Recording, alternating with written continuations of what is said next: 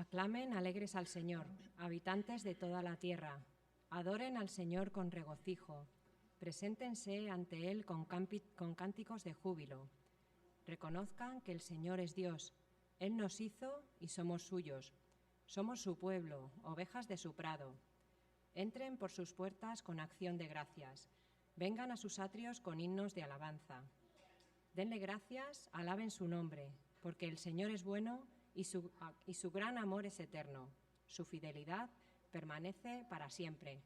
Buenos días, hermanos, bienvenidos este domingo. Nos alegramos mucho de ver que ya vamos regresando de vacaciones y nos podemos reunir un grupito importante para alabar al Señor, para darle gracias y, como dice este salmo, con regocijo. Vamos a darle gracias con alegría de corazón, porque Él se lo merece. Pues puestos en pie, vamos a alabar al Señor.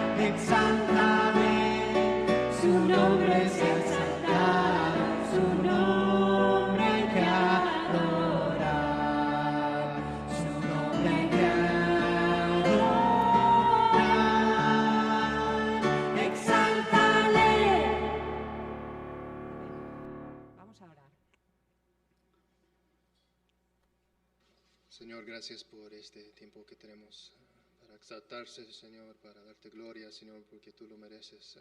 Toda nuestra alabanza, Señor, te pido que tú tocas nuestros corazones por tu palabra, por este tiempo de alabanza, Señor, y que podemos amar uno a los otros como tú amas a nosotros, Señor, para mostrar al mundo que lo que decimos es verdad, Señor, y que podemos crecer más en tu semejanza, Señor. Y te doy gracias por este tiempo y te doy a tus manos, Señor, en nombre de Jesús. Amén.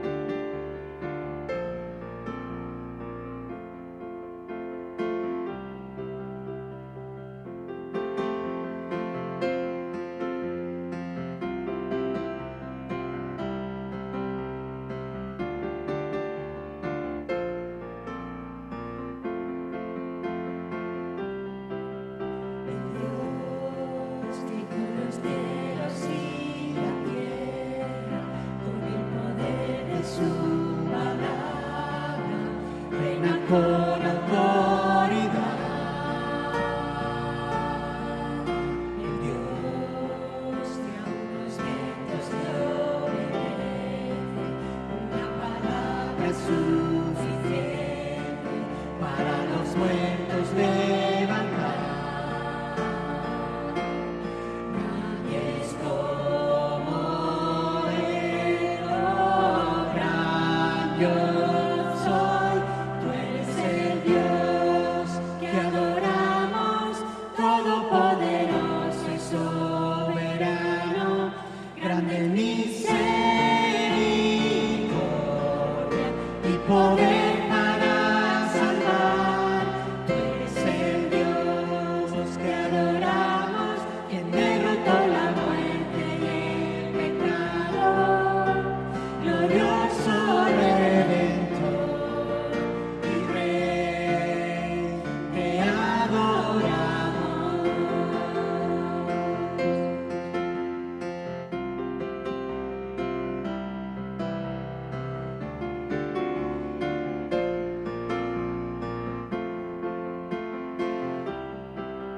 El Dios que descendió desde su trono para llevar sobre sus hombros nuestra culpa y transgresión.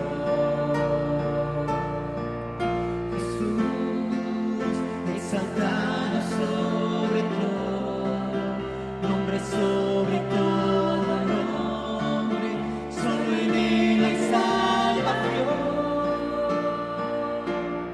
Nadie es como Él, oh gran Dios soy. Tú eres el Dios que adoramos, todopoderoso y soberano, grande misericordia y poder para salvar. Tú eres el Dios que adoramos, quien derrotó la muerte y el pecado, glorioso Redentor y Rey, te adoramos.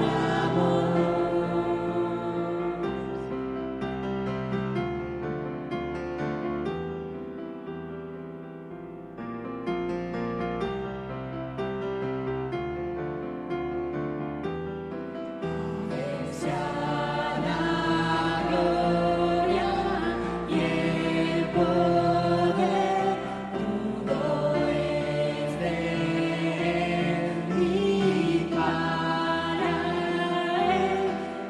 Él sea la gloria y el poder, todo es de Él y para Él.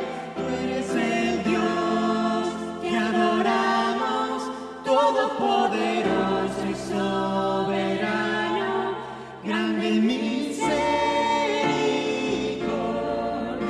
y poder para salvar. Tú eres el Dios que adoramos, quien derrotó la muerte y el pecado, glorioso Redentor y Rey, te adoramos. Te adoramos a ti.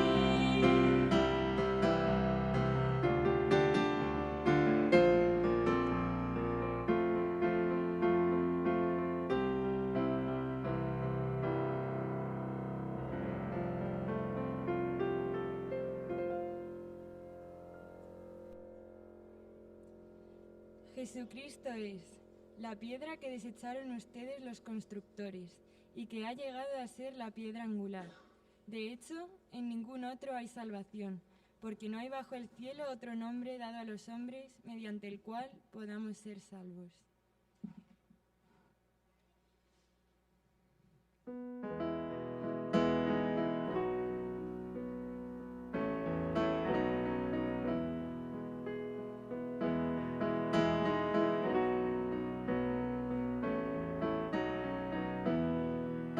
Alzad un cántico de amor al nombre de Jesús, al dulce eterno Salvador, cantad con gratitud.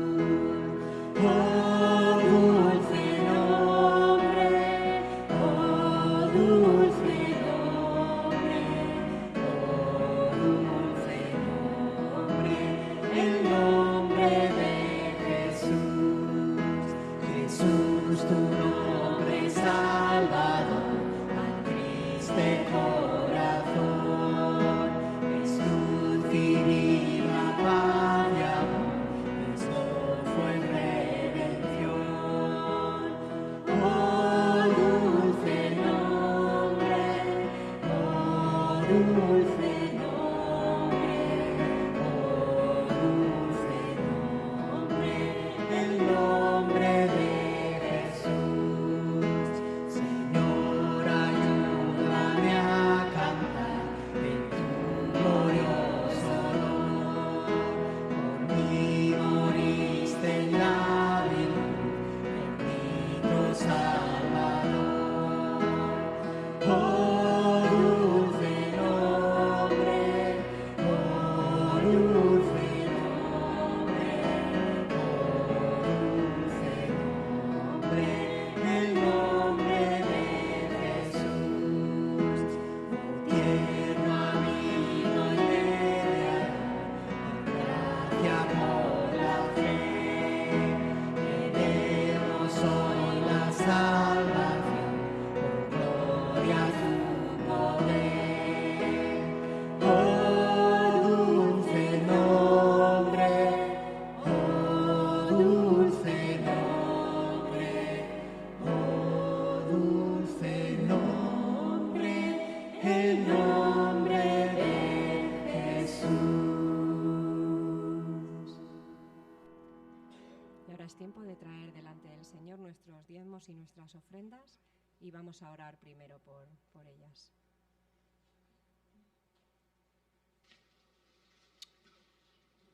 Padre, te entregamos a ti, te venimos ante ti, Señor, para entregar nuestros diezmos y ofrendas.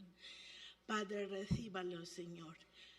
Hay corazones en esta mañana que no pueden traerte lo grande que tú nos das cada día, pero traemos delante de ti nuestros corazones, Señor. Recíbalo, Señor. Que los que van a administrar, Señor, esas ofrendas, que sean, Padre, dale sabiduría para que sea, Señor, para tu reino. Te traemos delante de ti todo lo que tenemos, Señor, principalmente en nuestros corazones, Señor. Agradecidos, Señor, estamos contigo, Señor, por lo poco y lo mucho que nos das, Señor. Gracias por todo. Recibe esas ofrendas, Señor, que sea para extensión de tu gloria. En el nombre del Señor Jesús. Amén.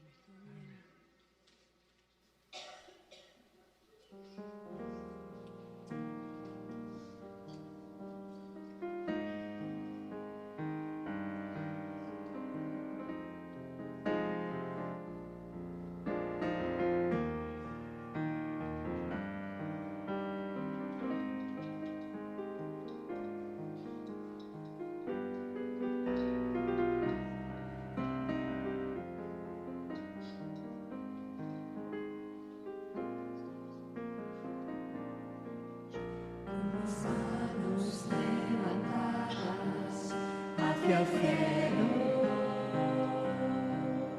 me presento ante ti, hoy mi Señor, para recibir de ti la fuerza y el poder para vivir junto a ti.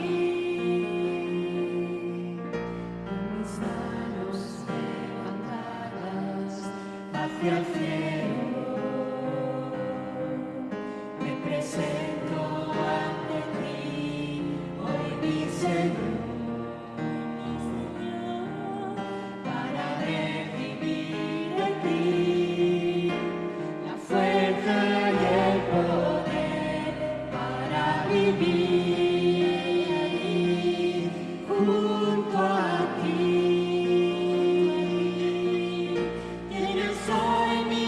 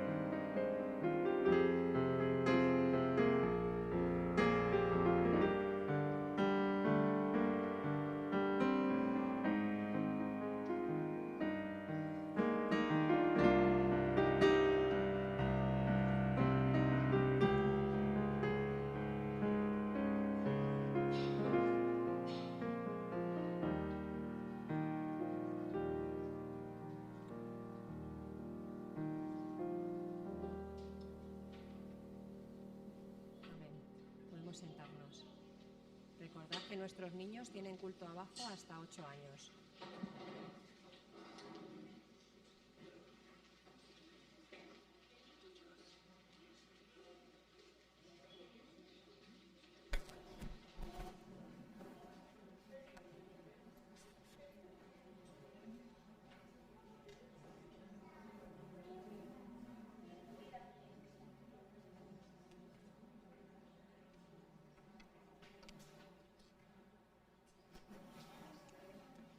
En ese mismo espíritu de alabanza, de adoraciones que vamos a poner este tiempo de la palabra en las manos del Señor, vamos a orar y vamos a pedir que Él sea quien nos inspire y su espíritu nos aliente con su palabra. Oremos al Señor.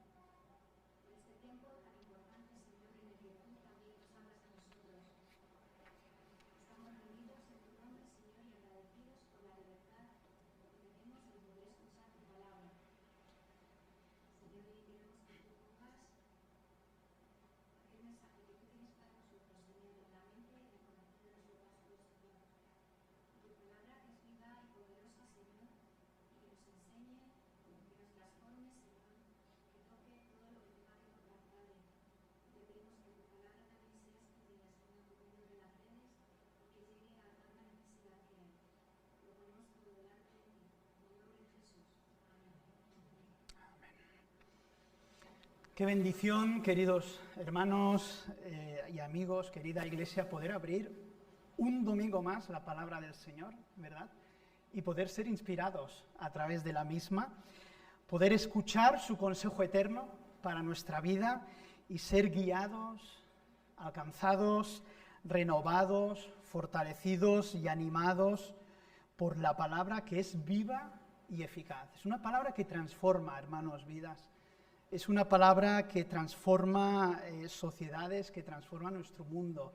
Cuando abrimos nuestro corazón, ¿verdad?, a la misma, a ese consejo eterno del Señor. Y adquirimos además esa sabiduría, como decía el apóstol, que es para salvación de nuestra alma en el conocimiento de Cristo Jesús. Quisiera iniciar en este mes una serie de predicaciones, hermanos, centradas en la primera epístola del apóstol Pablo a los tesalonicenses. Primera epístola del apóstol Pablo a los tesalonicenses. Este texto, a mi modo de ver, es necesario por muchas razones, ¿verdad? Podemos hacer una lista. En primer lugar, las dos epístolas a los tesalonicenses son los escritos más antiguos de la Iglesia. Probablemente las primeras epístolas que el apóstol Pablo escribió, redactadas en su segundo viaje misionero, allá por el año 50 o 51 después de Cristo, desde Corinto. Tienen un gran valor histórico, pero también tienen un gran valor espiritual para nuestra vida y para la Iglesia del Señor. Además, esta epístola nos permite observar de cerca, como ninguna otra, ¿verdad?, la vida misionera del apóstol y cómo evangelizó esa gran ciudad europea de Tesalónica, una ciudad que contaba con cuanto menos 200.000 habitantes, un centro comercial y político de primer orden, una urbe abierta al mar, con un puerto vibrante, ¿verdad?, cosmopolita y vital, con una confluencia de caminos, de culturas, de filosofías sin par. Un centro, claro, eminentemente pagano, aunque con buena presencia de judíos, pero a la postre necesitado, todos ellos, de escuchar el Evangelio de nuestro Señor Jesucristo, tal como muchas ciudades en el día de hoy. Por cierto, esta ciudad de Tesalónica sigue en pie y es una de las más importantes, ¿verdad?, ciudades griegas con unos 400.000 habitantes o más.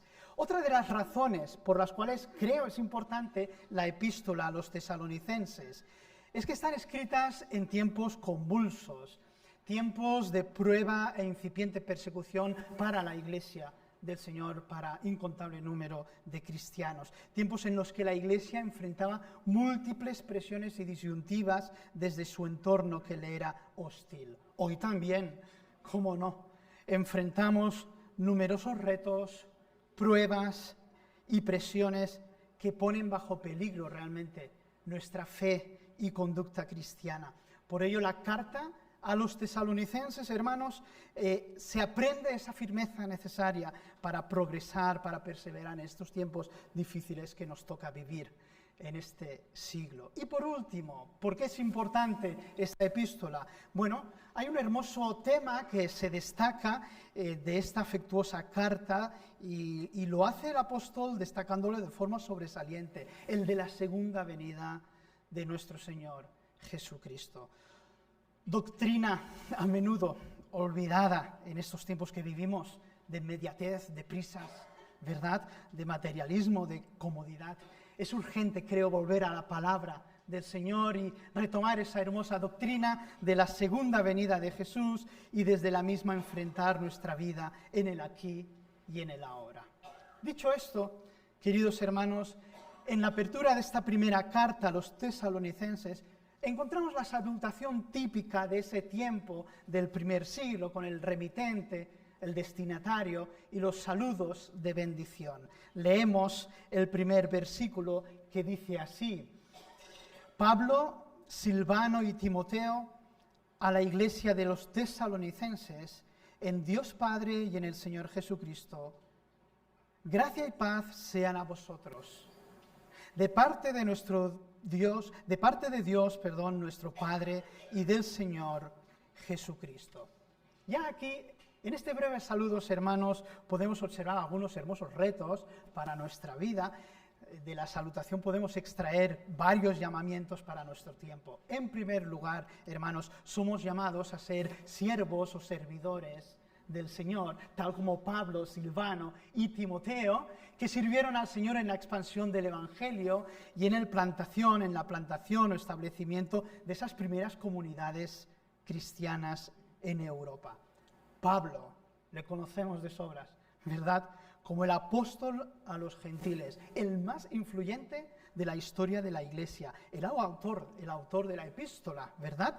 Silvano y Timoteo estaban entonces de viaje con el apóstol Pablo y por ello aquí incluyó sus nombres. Bueno, quizás Silvano, que también conocemos como Silas, fue el amanuense que escribió la carta que Pablo dictó pausadamente. A Silvano le conocemos como aquel profeta, tenía el don de profecía y era miembro destacado de la iglesia en Jerusalén y cantó a dúo con el apóstol Pablo después de recibir unos cuantos latigazos en la cárcel de Filipos. Timoteo es un joven discípulo, ¿verdad?, que ha hecho el apóstol Pablo en Listra y que se ha añadido al viaje misionero antes justo de pasar a Tesalónica. En definitiva, hermanos, se trata de siervos entregados, consagrados, esforzados, comprometidos con la misión de Dios. Arriesgaron sus vidas por la expansión del Evangelio. Pero añado algo, hermanos, todo fue por su gracia. Fue Dios quien les llamó y convocó al servicio. Fue Dios quien les perdonó y les dio un nuevo propósito de vida.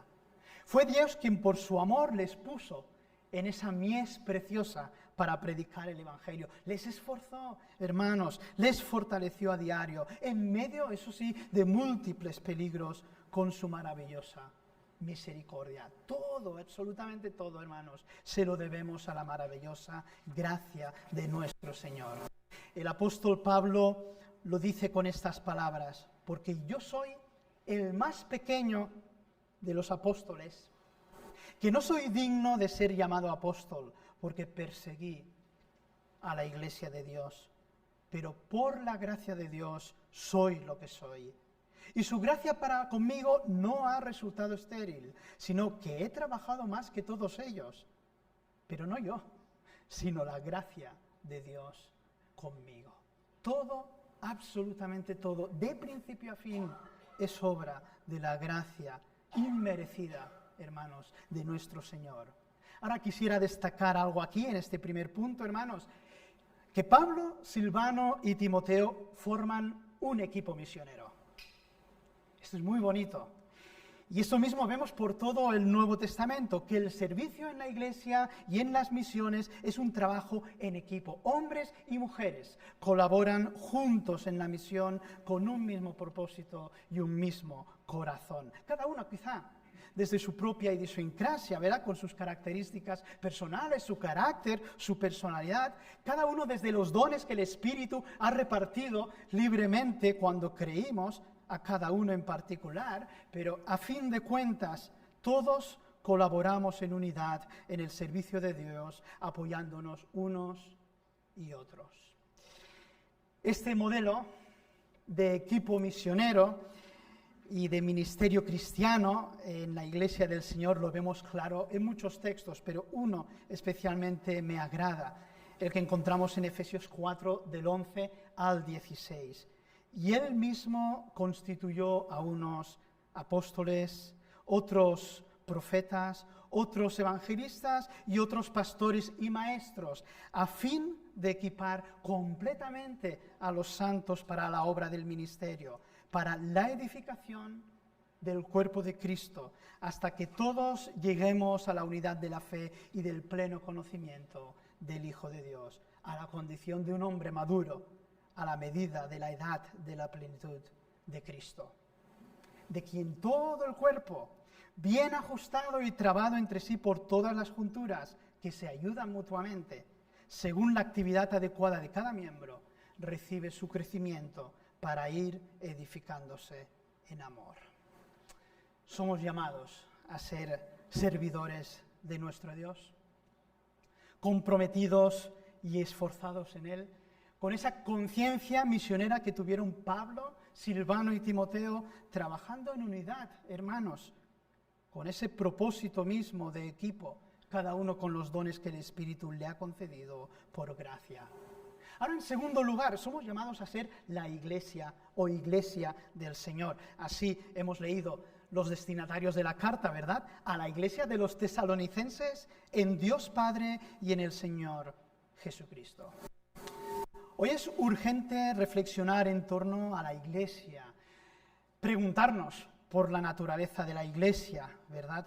¿Qué es la Iglesia? ¿Cómo la definirías tú? ¿Cómo podríamos describirla? La Iglesia no es un club, ¿verdad?, que alberga a personas con un mismo interés común. No es tampoco una empresa dirigida por comités ejecutivos, nada de esto. La empresa tampoco es una agencia de servicios donde el cliente satisface sus necesidades temporales, ¿verdad? Bueno, lamentablemente vemos que todos estos modelos se han introducido a muchas de las iglesias hoy en día. Es bastante preocupante, ¿verdad? Pues la Iglesia no es para nada todo esto. Hay que ir al Nuevo Testamento para saber qué es la Iglesia. La Iglesia es el milagro de Dios. Es su invención. Es una nueva creación. Es su idea desde la eternidad para expresar la alabanza de la gloria de su Hijo Jesucristo en medio del universo. Etimológicamente lo sabemos, iglesia, eclesía, expresa el sentido de llamar afuera. La iglesia, por tanto, son los llamados afuera, los convocados fuera del mundo por Dios y para ser solamente de Dios. El conjunto de los creyentes, elegidos por Él, llamados por Él, salvos por Cristo, regenerados por el Espíritu Santo, para formar esa unidad espiritual que conocemos, y dice Pablo, también como el cuerpo de Cristo. Pedro lo dirá en otras palabras, mas vosotros sois linaje escogido, real sacerdocio, nación santa, pueblo adquirido por Dios, para que anunciéis las virtudes de aquel que os llamó de las tinieblas a su luz admirable. Vosotros que en otro tiempo no erais pueblo, ¿verdad?, pero que ahora sois pueblo de Dios, que en otro tiempo no habíais alcanzado misericordia, pero ahora habéis alcanzado misericordia. La iglesia es algo impresionante, hermanos, nos faltan palabras, es algo único, el pueblo de Dios, la esposa de Cristo, el rebaño de Dios, la familia de Dios, la comunidad del Espíritu, el templo de Dios, la labranza de Dios. En definitiva, la iglesia existe solamente existe en virtud de la obra salvadora de Dios en Cristo Jesús. Es la iglesia de los tesalonicenses que está en Dios el Padre y en el Señor Jesucristo. Solamente unidos a Dios y a Cristo es que es posible ser iglesia. Hermanos, en virtud de su obra redentora. en plena confianza y participación de la vida de Dios y del Cristo resucitado, en absoluta dependencia de Él. Yo pensaba, el peligro del humanismo, hermanos, en la Iglesia es uno muy real hoy, en este tiempo que vivimos de apariencias, de plataformas, ¿verdad? El peligro de la religiosidad y de la autosuficiencia es uno que debemos hoy combatir con todas las fuerzas. Recordamos las palabras del mismo Señor: permaneced en mí y yo en vosotros. Como el pámpano no puede llevar fruto por sí mismo si no permanece en la vid, así tampoco vosotros si no permanecéis en mí. Yo soy la vid, dice el Señor, vosotros los pámpanos. El que permanece en mí y yo en él, este lleva mucho fruto, porque separados de mí nada podéis hacer. Somos llamados a ser iglesia del Señor, la iglesia que está en Dios Padre y en el Señor Jesucristo. Esa es la verdadera iglesia. Bien, esa es la única iglesia, diría. En plena unión, confianza y dependencia de Él, donde Jesús es el Señor. Confesamos entre nosotros: Jesús es el Señor. Y en tercer lugar, hermanos, somos llamados a estar llenos de gracia y paz. Este es el saludo de Pablo para los creyentes de la comunidad en Tesalónica. Este es su deseo de bendición para ellos. Gracia y paz sean a vosotros, de parte de Dios nuestro Padre y del Señor Jesucristo. Gracia es el favor inmerecido de Dios para el pecador, en el perdón completo del pecado y el otorgamiento de la vida eterna. La gracia del Señor que nos da a manos llenas de forma inmerecida. Y la paz es el resultado tan sorprendente, hermanos, de tan sorprendente regalo de amor. Qué hermosa es la gracia del Señor. La gracia es la causa y razón suprema de todo bien, hermanos, de la que emana también la paz, ¿verdad?, para el disfrute, la experiencia de nuestra vida cristiana. En otras palabras, la gracia es la fuente de todas las bendiciones de parte de Dios, y la paz, hermanos, es el resultado de esa fuente, de esas hermosas bendiciones. Pues bien, Pablo deseaba que los creyentes tesalonicenses experimentaran continuamente la plenitud de la gracia de Dios. Lo deseaba, era su oración, era su bendición para la iglesia en Tesalónica, hermanos. Entonces no solo poseerían esa paz inacabable con Dios, también experimentarían esa paz en sus corazones que sobrepasa todo entendimiento. Queridos hermanos, la gracia y la paz son las porciones diarias del cristiano. Lo repito, la gracia y la paz son las porciones diarias del cristiano, todos los días. Sean cuales sean las circunstancias, sean cuales sean las pruebas que enfrentemos, Dios desea, aún en medio de las nubes oscuras, bendecirnos con su gracia y con su paz en Cristo Jesús. Me gusta cómo lo dice un hermano, profesor también de Nuevo Testamento, ya con el Señor. Esta paz es la sonrisa de Dios que se refleja en el corazón de los redimidos. La seguridad de la reconciliación mediante la sangre de Cristo y la auténtica integridad y prosperidad espiritual. Es la gran bendición que Cristo otorga a la Iglesia mediante su sacrificio expiatorio y que sobrepasa todo entendimiento. Recordaba las palabras del mismo Señor: la paz os dejo, mi paz os doy. Yo no os la doy como el mundo la da. No se turbe vuestro corazón, ni tenga miedo.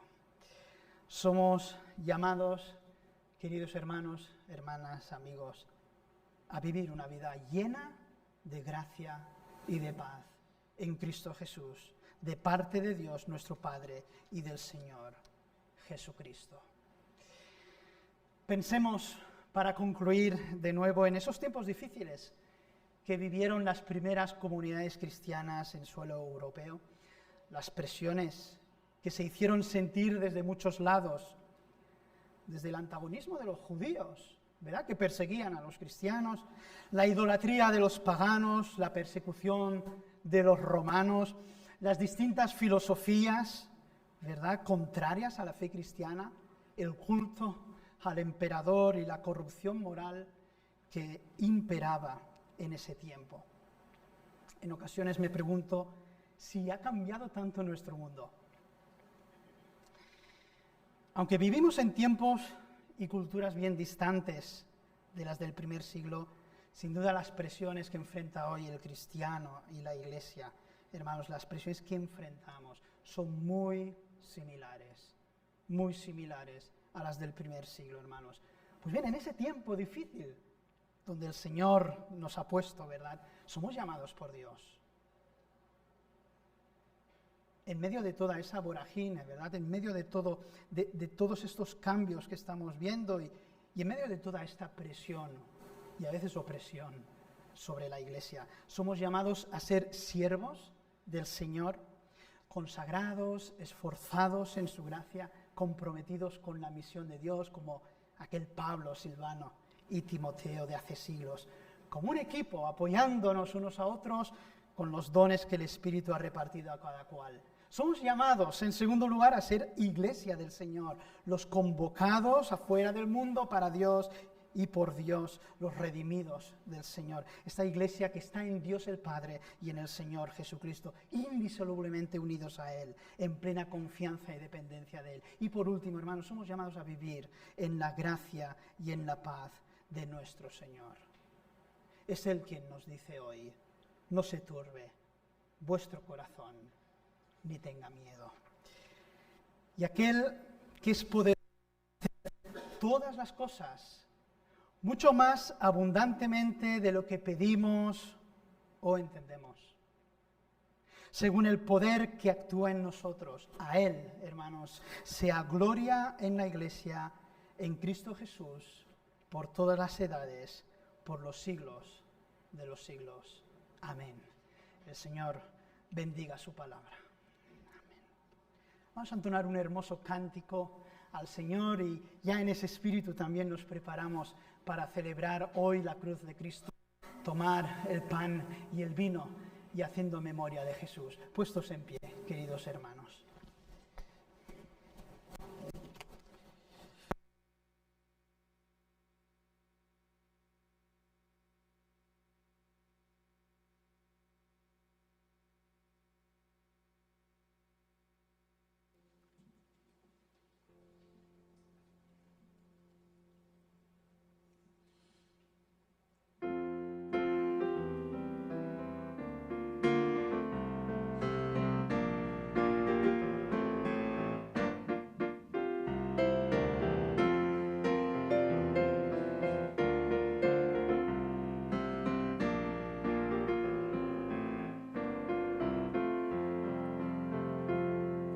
Somos pueblo comprado por su real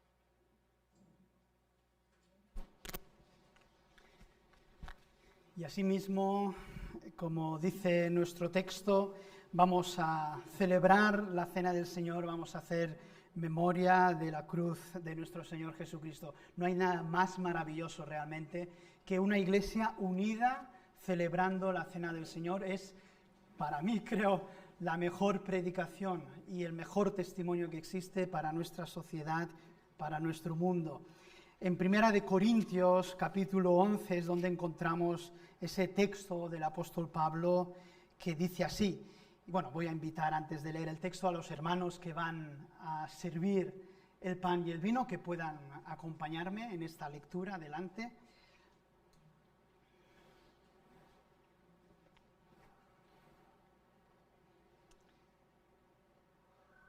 Escribe el apóstol Pablo a la iglesia en Corinto: porque yo recibí del Señor lo que también os he enseñado, que el Señor Jesús, la noche que fue entregado, tomó pan, y habiendo dado gracias, lo partió y dijo: tomad, comed. Esto es mi cuerpo que por vosotros es partido. Haced esto en memoria de mí.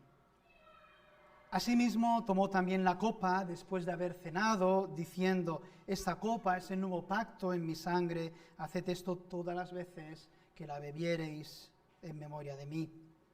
Así pues, todas las veces que comiereis este pan y bebiereis esta copa, la muerte del Señor anunciáis hasta que Él venga.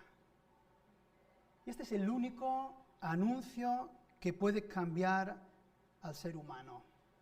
Este es el único anuncio que puede traer paz, sanidad, salvación, reconciliación con Dios a cada persona. Por ello, apliquémonos, ¿verdad, queridos hermanos? Este hermoso anuncio. Grabémoslo en la mente y el corazón. Contemplemos cada día a nuestro Señor en oración, en la palabra, hermanos. Bebamos de esa cruz, sin lugar a dudas, y nuestra vida resplandecerá y será un anuncio, hermanos, de esta cruz. ¡Qué hermoso! La muerte del Señor anunciáis. Solo allí, en verdad, solo allí, hermanos, hay esperanza. Se pueden reunir los países, los comités, podemos debatir lo que queráis, pero solo en la cruz hay esperanza para el ser humano.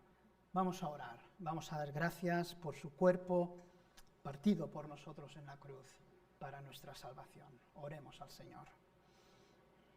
Señor, gracias que podemos participar en este tiempo juntos, Señor, celebrando lo que tú hiciste en la cruz por nosotros, Señor. Quebrantaste tu cuerpo por nosotros, Señor. Recibiste el pecado de cada uno de nosotros en tus hombros, Señor. Tú lo limpiaste por su sangre, Señor. Te damos gracias que somos parte de tu historia, Señor, y que podemos compartirlo juntos y celebrarlo juntos, Señor. Te pido, Señor, que nuestros corazones puedan ser listos, Señor, para representar por esto lo que tú has hecho con nosotros, Señor. Te pido esto en el nombre de Jesús. Amén.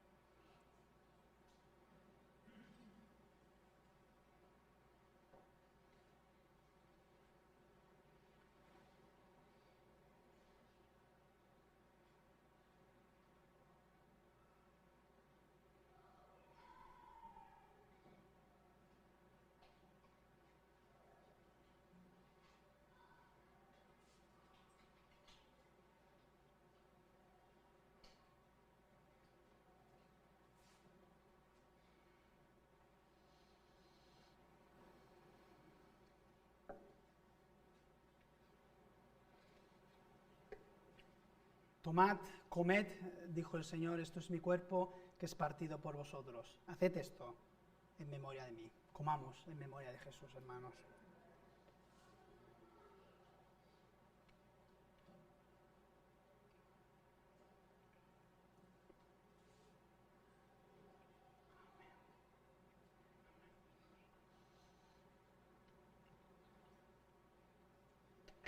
Asimismo, después de haber cenado, tomaron la copa. Oremos por este vino, símbolo de la sangre de Jesús, que nos limpia de todo pecado. Señor, y en estos momentos que estamos delante de ti, Señor, recibiendo este regalo, Señor, solo nos queda darte las gracias, Señor. Recordamos esta sangre, Señor, que simboliza, este vino, Señor, que simboliza esta sangre que tú derramaste, Señor, por cada uno de nosotros, Señor, llevando en ti toda la culpa, Señor, el pecado y el castigo que nosotros merecíamos, Padre, porque tú eres santo y tú no lo mereces, pero por tu amor, Señor, hacia nosotros, tú lo hiciste, Señor, y no tenemos palabras para agradecerte, Señor. Gracias por este regalo tan grande, Señor, que transforma nuestras vidas, Señor, y que nos hace una nación santa, Padre. Queremos recordarlo, Señor, hoy y siempre, Señor, hasta que tú vuelvas de nuevo, Señor, y podamos glorificarte todos juntos, Señor. En el nombre de Jesús. Amén.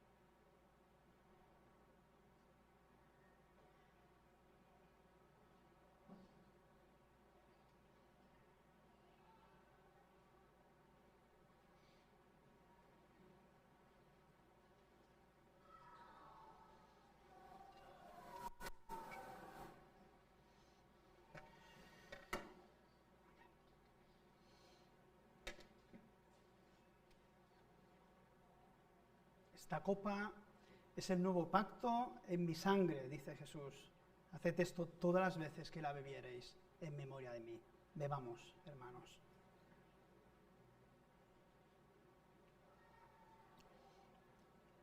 Así pues, todas las veces que bebiereis, que comiereis ese pan y bebiereis esta copa, la muerte del Señor anunciáis hasta que Él venga. Amén, porque el Señor viene. El pueblo cristiano dice, Maranata, ven Señor, anhelamos su venida. ¿O alguien quiere quedarse aquí siempre? ¿No? La cosa no está como para eso, ¿verdad? Anhelamos su venida, hermanos. Anhelamos el establecimiento de su reino glorioso. Y esa iglesia que será desposada con Cristo y le alabará por toda la eternidad. Aleluya. Alabado sea el Señor, hermanos. Pues entonamos un cántico para terminar un precioso himno clásico. Sublime gracia. Todo es por la gracia, hermanos, de nuestro Señor en Cristo Jesús.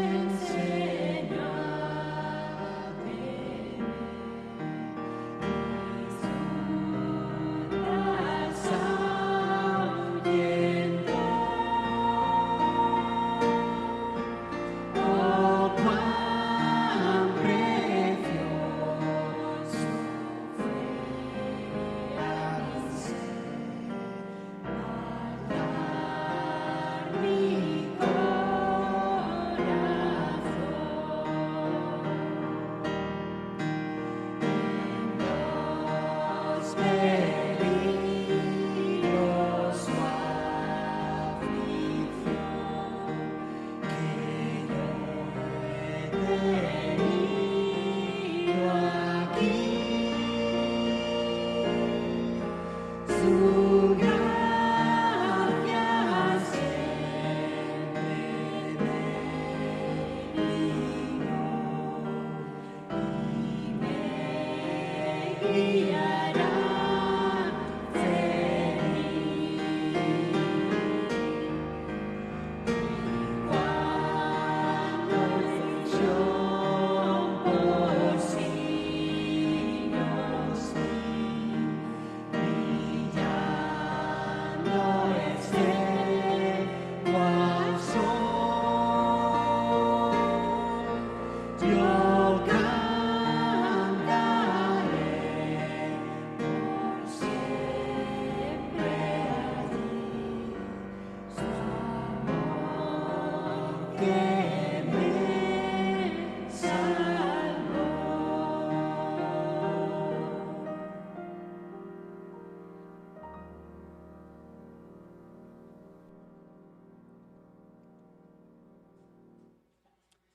Dice así la palabra: la gracia del Señor Jesucristo, el amor de Dios y la comunión del Espíritu Santo sean con todos vosotros.